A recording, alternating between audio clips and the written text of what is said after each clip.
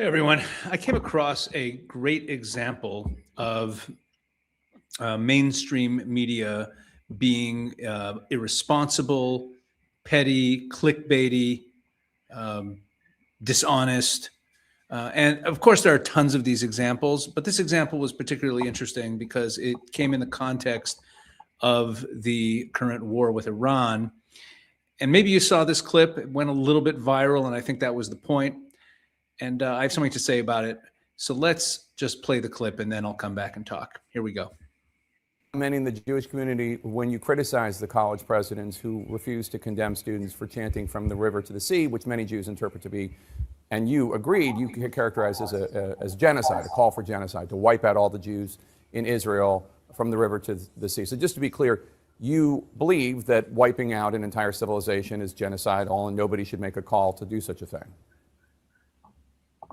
Yes, of course, and that's why the question I asked, which was, does calling for the genocide of Jews violate your university's code of conduct, yes or no? I worded it because it was a very simple, straightforward question. It was not a political one, and the world heard as these universities equivocated, saying it depends on the context or it's a context-dependent decision.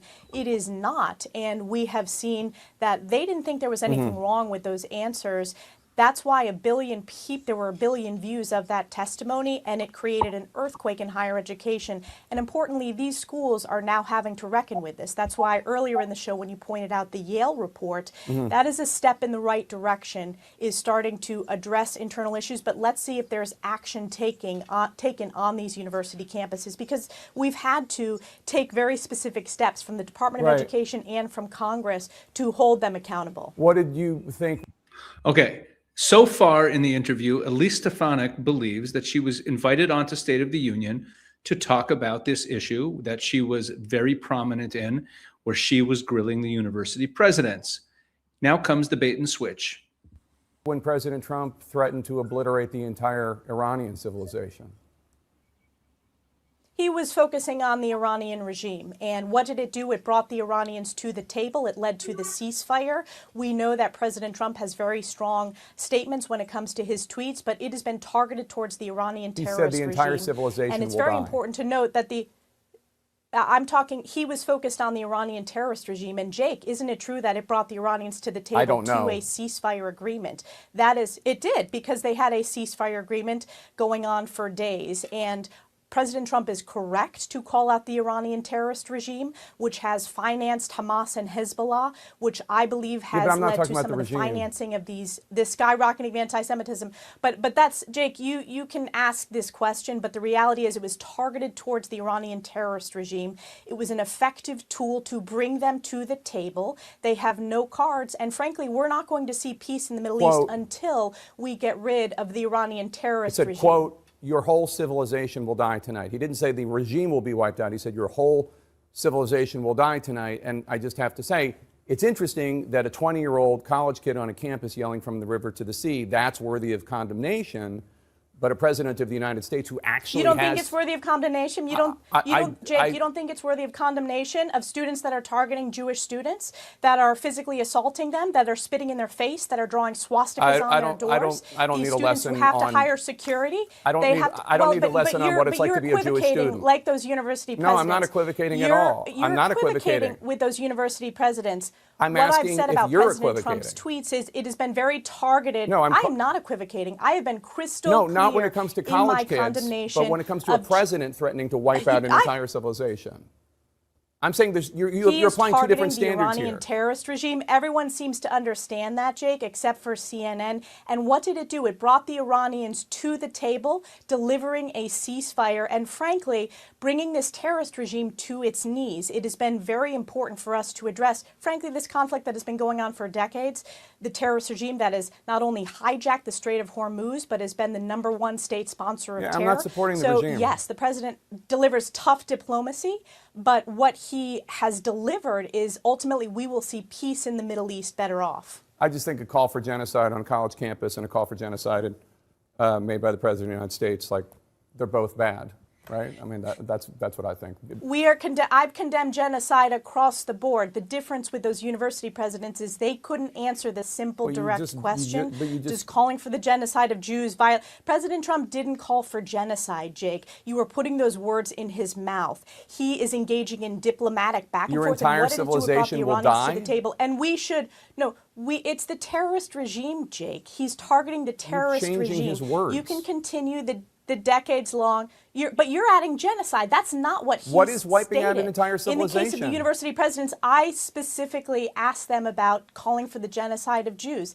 Again, the president is correct to call out the Iranian terrorist regime, to bring them to the table, to force a ceasefire, and frankly, to free the Middle East from this largest state sponsor of terror that has not only killed American lives, but has targeted Israel and the United States of America, including assassination attempts against our elected officials. Is calling for wiping out a civilization, is calling for wiping out an entire civilization the bad or Iranian good? terrorist regime.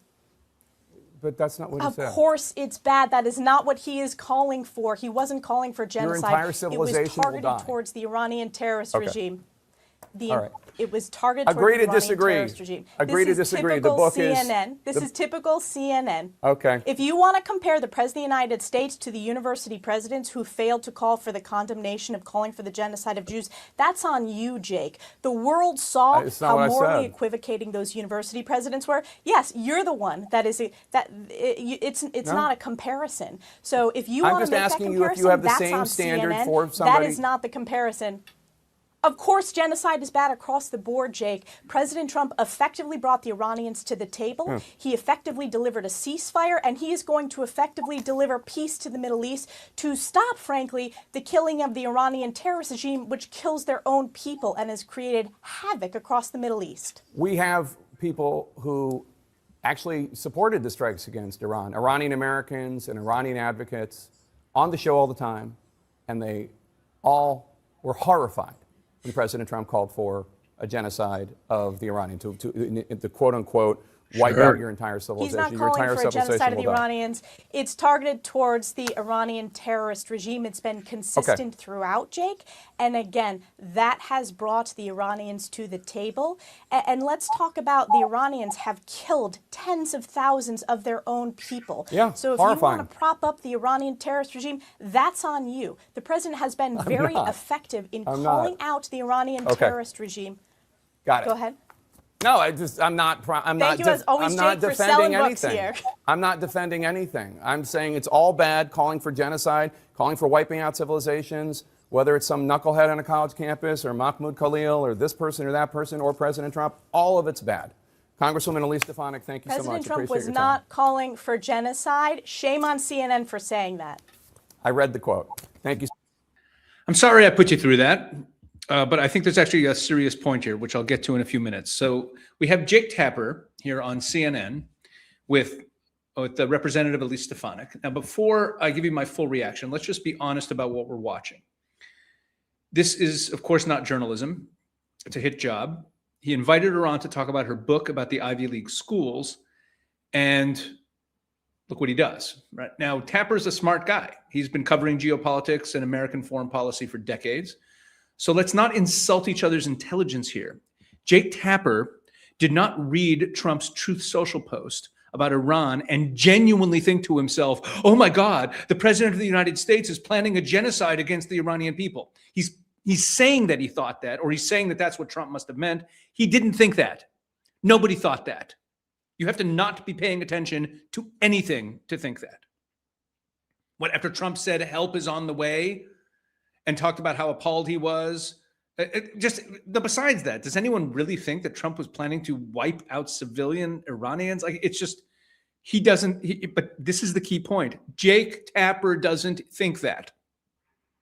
The Iranian people didn't think that. The Iranian leadership didn't think that. No one thought that. They came to the table.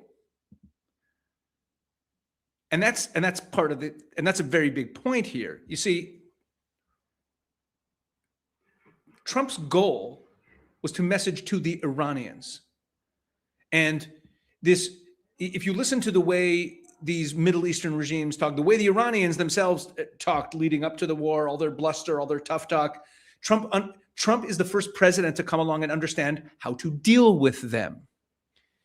And he knows that dealing with them the way Western diplomats have always dealt with them, where you act all proper and Western, and you telegraph everything that you're doing, and you talk politely, and you have your negotiations, and you shake hands, and you say that everything's going nicely, that it plays to their benefit.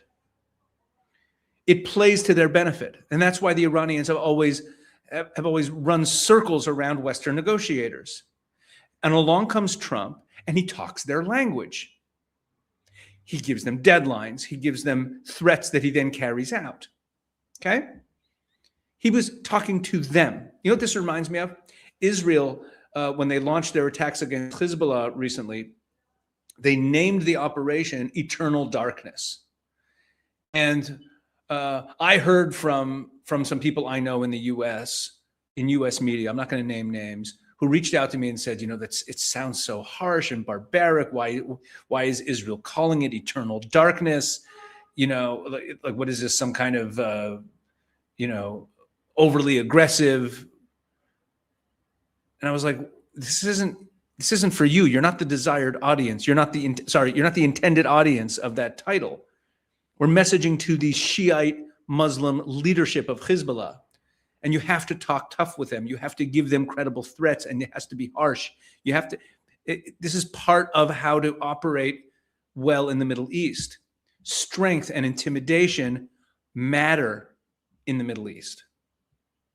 But Jake Tapper knows all of this, okay? He knows all of this. He's a smart guy. Here's what Tapper was thinking. Here's an opportunity to get Elise Stefanik to sit in the chair, to talk about her book about the Ivy League schools, and he gets her to agree reasonably and correctly that genocidal language is unacceptable. And then he springs the gotcha trap, right? Suddenly Trump's pressure rhetoric against the terror-sponsoring regime in Iran is the moral equivalent of students harassing Jewish kids on college campuses. And of course, Jake Tapper's Jewish. He says, oh, you don't have to tell me about being targeted as a Jew. And he says that he's not whitewashing what the students do, but he actually is. You see, here's the problem. Because everyone knows that Trump didn't really mean a genocide and didn't mean he's going to destroy a civilization, because everyone knows that, by Jake Tapper saying, well, what's the difference between that and students saying from the river to the sea, what he's basically saying is, if Trump didn't really mean that, then these students maybe didn't mean that either. What's the difference between Trump saying this and students saying that? So yes, he was doing it to catch her in some sort of inconsistency, which is nonsense. But the net result is that he gives a pass to those students chanting genocidal rhetoric on the campuses. Tapper knows all this. Okay, this is pure gaslighting. The agenda is transparent. It's to make Elise Stefanik squirm and to generate a clip that says, CNN anchor Jake Tapper challenges Republican on Trump genocide comments. Oh, wait a second. Oh my gosh, it actually worked. Take a look at the Mediaite headline. We have a headline in Mediaite. Jake Tapper, look at this. Jake Tapper grills Elise Stefanik on Trump's call for genocide in fiery CNN showdown. He said the entire Iranian civilization will die. You see that? Jake Tapper got his wish. He got an article written up about it. He challenged her. Right? That's exactly what he was doing. This is pure gaslighting, clickbait nonsense. Now, why am I doing this? Why am I talking about this? There's actually a very serious side of this. Okay, look, the actual subject that Elise Stefanik came on to talk about, the university presidents who couldn't find the moral clarity to say that calling for Jewish student genocide violated their codes of conduct, gets completely buried here. And the story becomes Jake Tapper challenging Elise Stefanik. Because that's all he cared about here. See, but here's what really bothers me. And this is really why I'm making this video. I'm making this video because you come to this channel for good, intelligent political analysis. and good analysis of the dynamics of this war.